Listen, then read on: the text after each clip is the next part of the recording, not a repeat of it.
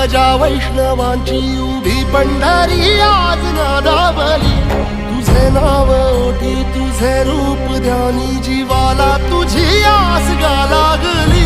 जरी बाप साऱ्या जगाचा परी तू आम्हाले कराची विठू माऊली।